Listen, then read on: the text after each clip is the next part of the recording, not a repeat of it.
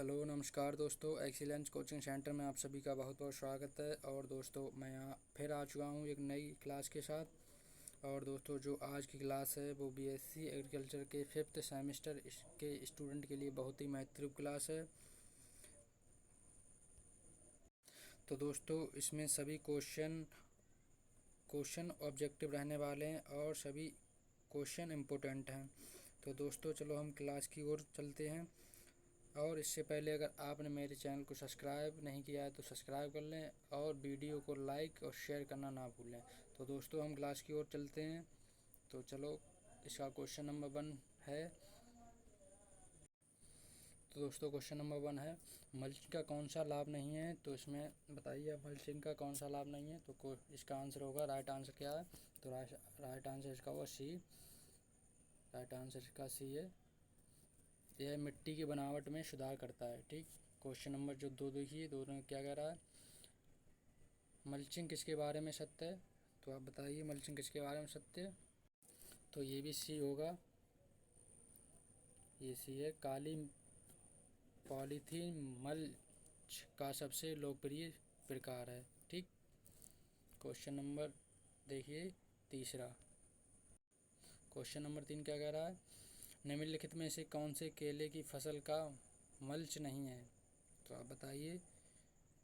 ए है polythene mulch, B है केला कचरा, सी है गन्ना कचरा, डी है इनमें से कोई भी नहीं। तो मैं बता रहा हूँ इसमें है डी नंबर का, इनमें से कोई नहीं। ठीक। 4 नंबर का क्या कह रहा है, एक्स्ट्रा मल्च किसके खिलाफ प्रभावी है। तो आप बताइए किसके खिलाफ प्रभावी है। तो इसका आंसर होगा नंबर ए, स्पॉन्जी ऊतक। क्वेश्चन नंबर 5 देखिए, अमरूद की फसल में किस प्रकार की गीली घास आम है। अमरूद की फसल में किस प्रकार की गीली घास आम है। तो इसका आंसर होगा जैविक गीली घास। ठीक। इसका आंसर क्या है, जैविक गीली घास। क्वेश्चन नंबर 6 देखिए, सूखे पत्तों की गीली घास का प्रयोग किया जाता है। तो किसमें किया जाता है। इसका आंसर होगा डी, अम्ल चूना। ठीक। क्वेश्चन नंबर 7 देखिए, फलदार पौधे के लिए काली पॉलीथीन गीली घास का आदर्श मोटाई कौन सी है। तो आप बताइए कौन सी है। तो इसमें आंसर होगा इसका बी, 200 माइक्रोन। ठीक। क्वेश्चन नंबर 8 देखिए, मल्च का सबसे आम प्रयोग क्या है। तो आप बताइए क्या है। तो इसका होगा खरपतवार नियंत्रण। ठीक। ये होगा इसका। क्वेश्चन नंबर 9 देखिए, इंग्लैंड में ग्रीन हाउस का स्वर्ण युग किससे माना जाता है। तो इसका आंसर क्या होगा। तो इसका आंसर होगा डी। ठीक। इसका आंसर है डी, विक्टोरियन युग। ठीक। क्वेश्चन नंबर 10 देखिए, स्पैन टाइप ग्रीन हाउस है। तो इसका आंसर होगा दो छत ढलान। इसका राइट आंसर है दो छत ढलान। क्वेश्चन नंबर 11 देखिए, लीन टू ग्रीन हाउस में है। तो इसका राइट आंसर क्या होगा। तो इसका राइट आंसर है सी नंबर का, केवल एक छत ढलान। ठीक। क्वेश्चन नंबर 12 देखिए, कौन सुरक्षित खेती का घटक नहीं है। तो आप बताइए, टपकन सिंचाई, छाया जाल, कम सुरंग, डी इनमें से कोई नहीं। तो इसका आंसर राइट आंसर होगा डी, इनमें से कोई नहीं। क्वेश्चन नंबर 13 देखिए, CEA का पूर्ण रूप क्या है। क्वेश्चन नंबर सी का CEA का पूर्ण रूप क्या है। क्वेश्चन नंबर 13 का बताइए आप। तो इसका आंसर होगा बी, नियंत्रित पर्यावरण कृषि। ठीक। क्वेश्चन नंबर 14 देखते हैं, ठंडे हरित गृह का रात का तापमान कितना होता है। तो आप बताइए। 5 से 7 डिग्री सेल्सियस। बी नंबर का है 10 से 12 डिग्री सेल्सियस। सी नंबर का है 12 से 18 डिग्री सेल्सियस। डी नंबर का है 7 से 10 डिग्री सेल्सियस। तो इसका आंसर क्या होगा, आप बताइए। तो इसका आंसर है, मैं बता रहा हूँ आपको, डी नंबर का है 7 से 10 डिग्री सेल्सियस। क्वेश्चन नंबर 15 देखिए। 15 क्या कह रहा है, ठंडे हरित गृह के अंतर्गत उपयुक्त पौधे हैं। तो 15 का आंसर क्या होगा, बताइए आप। तो इसका आंसर होगा डी नंबर का, ऊपर के सभी। ठीक। क्वेश्चन नंबर 16 देखिए। गर्म हरित गृह का रात का तापमान कितना होता है। तो 8 से 12 डिग्री सेल्सियस, 10 से 13 डिग्री सेल्सियस, 15 से 20 डिग्री सेल्सियस, इनमें से कोई नहीं। तो इसका आंसर राइट क्या होगा, 10 से 13 डिग्री सेल्सियस। क्वेश्चन नंबर 17 देखिए। गर्म हरित गृह के अंतर्गत उपयुक्त पौधे हैं। इसका राइट आंसर क्या होगा 17 का। इसका राइट आंसर मैं बता रहा हूँ आपको। इसका राइट आंसर होगा सी, अफ्रीकी वायलेट। ठीक। क्वेश्चन नंबर 18 देखिए। होथ हाउस के लिए एक आदर्श पौधे का चयन करो। तो इसका स्टेडियम ग्लेडोनियस, और इसका है सी नंबर का, ए बी दोनों, और डी है जलकुंभी। तो इसका राइट आंसर होगा डी, वो सी नंबर, सॉरी सी, ए और बी दोनों। प्राकृतिक रूप से हवादार ग्रीन हाउस का प्रयोग किस प्रकार है। तो इसका राइट आंसर क्या होगा, डी नंबर का, ऊपर के सभी। क्वेश्चन नंबर 20 देखिए। एक प्रसार कक्ष है। तो इसका राइट आंसर क्या होगा, कम नमी सामग्री। क्वेश्चन नंबर 21 देखिए। पॉली हाउस को किस स्थान पर बनाना चाहिए।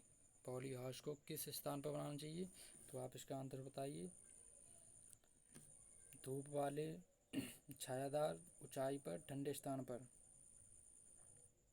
तो इसको मैं आंसर बता रहा हूँ इसका आंसर है ए, धूप वाले। ठीक। क्वेश्चन नंबर 22 देखिए। वॉक इन टनल का ट्रेलिंग लोड है। बताइए आप, इसका राइट आंसर क्या होगा। इसका राइट आंसर है डी, 25 किलोग्राम प्रति M2। ठीक। क्वेश्चन नंबर 23 देखिए। प्लास्टिक सुरंगों का सीधा प्रयोग किया जाता है। तो किस पे किया जाता है, ये किया जाता है नर्सरी बढ़ाना। ठीक। क्वेश्चन नंबर 24 देखिए। सोड हाउस विशेष रूप से बहुत उपयोगी है। तो ये किसके लिए उपयोगी है, ये इसका राइट आंसर क्या होगा, इसका राइट आंसर होगा शुष्क क्षेत्र। ठीक। क्वेश्चन नंबर 25 देखिए। ग्रीन हाउस विशेष रूप से बहुत उपयोगी है। तो इसका राइट आंसर क्या होगा, राइट आंसर ठंडा क्षेत्र। ठीक।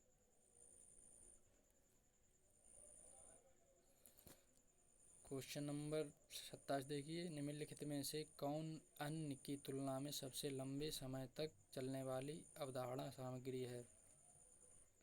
तो इसका राइट आंसर क्या होगा, इसका राइट आंसर होगा पॉलीएस्टर। ठीक, बी नंबर का। क्वेश्चन नंबर 28 देखिए। सबसे सस्ती आवरण आवरण सामग्री कौन सी है। तो इसका राइट आंसर क्या होगा, इसका राइट आंसर होगा फाइबर ग्लास। ठीक। तो क्वेश्चन नंबर 29 देखिए। 29 क्या कह रहा है, पौध उगाने के लिए हार्डवुड का एक छोटा रूप है। तो इसका राइट आंसर क्या होगा 29 का। तो इसका राइट आंसर होगा इसका ग्रीन हाउस। ठीक। क्वेश्चन नंबर 30 देखिए। लाठ घर बहुत उपयोगी हैं। तो लाठ घर कहाँ बहुत उपयोगी हैं? तो आप इसका राइट आंसर बताइए क्या होगा। इसका राइट आंसर है बहुत गर्म क्षेत्र में। ठीक। क्वेश्चन नंबर 31 देखिए, धुंध विस्तार है, इसका राइट आंसर क्या होगा? इसका राइट आंसर होगा डी, प्रसार इकाई। क्वेश्चन नंबर 32 देखिए, क्वेश्चन नंबर 32 क्या कह रहा है, किस प्रकार के प्रसार के लिए धुंध कक्षों का उपयोग किया जाता है? तो इसका राइट आंसर क्या होगा? इसका राइट आंसर बताइए आप। इसका राइट आंसर होगा ए नंबर का, सॉफ्ट वुड कटिंग। ठीक। क्वेश्चन नंबर 23 देखिए, 23 क्या कह रहा है, सुरक्षित खेती का सबसे सरल रूप कौन सा है? तो इसका राइट आंसर क्या होगा? इसका राइट आंसर है नर्सरी विस्तार। ठीक, डी नंबर का। क्वेश्चन नंबर 34 क्या कह रहा है, प्रचार मामले का उद्देश्य क्या है? प्रचार मामले का उद्देश्य क्या है? इसका राइट आंसर बताइए आप। इसका राइट आंसर होगा बी, उचित जड़। ठीक।